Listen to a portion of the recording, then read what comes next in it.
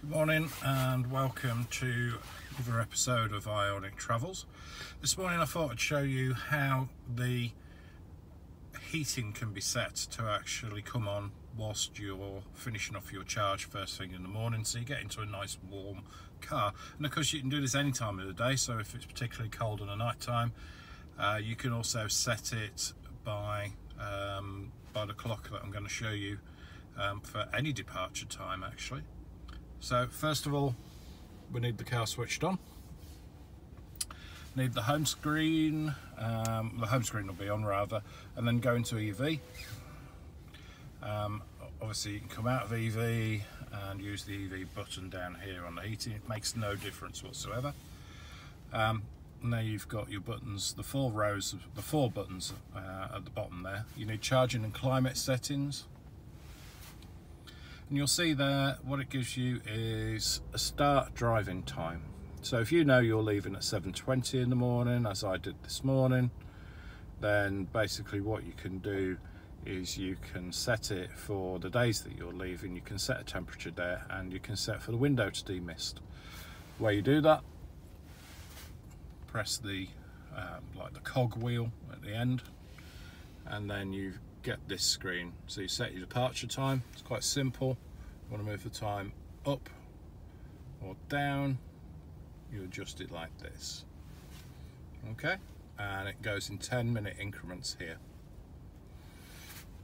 You then need to make sure that the climate is ticked. Okay, and you set your temperature as you want it. I set mine to 22. I find I'm comfortable driving at 21 degrees. It is a little bit of a cool car compared to an internal combustion engine car, probably for obvious reasons, although 20 degrees in an ICE car and 20 degrees in a electric car should be exactly the same, but maybe it's just a characteristic. And this button here, this actually turns the front demister on and off, so it's directing the air mainly when that is lit blue by the side of it onto the windscreen. I find it clears the glass really well for the front windscreen and also for the side windows at the front. At the back, not quite so good. It gets there eventually. What you find is if you set your departure time, as I've done here, for 7:30, it will actually turn on half an hour beforehand, and you've got to make sure that it's plugged in if you don't want to end up losing some of your battery range. And indeed, when you set it, you press OK and your screen will turn on now. So that's save. Connect your charger to start charging. Okay, and there you go. And you'll see there's that blue tick. This is very important here that that's on.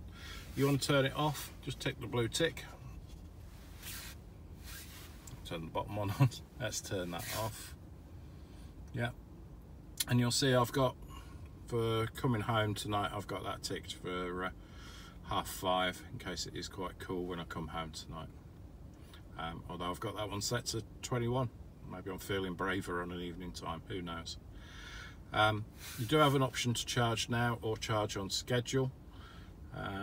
If you press charge now, it charges straight away, but if you're charging on schedule, what it will tend to do is actually charge it up in the run-up to your departure time and make an allowance for that half hour of heating as well. It's very, very intelligent actually how that works. Beyond me, obviously, but yeah, it works very well. One thing I should show you as well is when you do have a timer set, you'll notice this symbol here looks like a clock with a fan on it. That way you know that it's set. Okay, and that's how you set your heating to come on. And the other thing you should notice that I can turn this heat to whatever whilst I'm running the car during the day.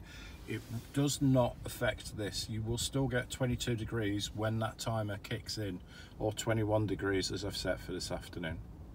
Okay, I hope that's been helpful. If it has, please like and subscribe to the channel, and happy travels.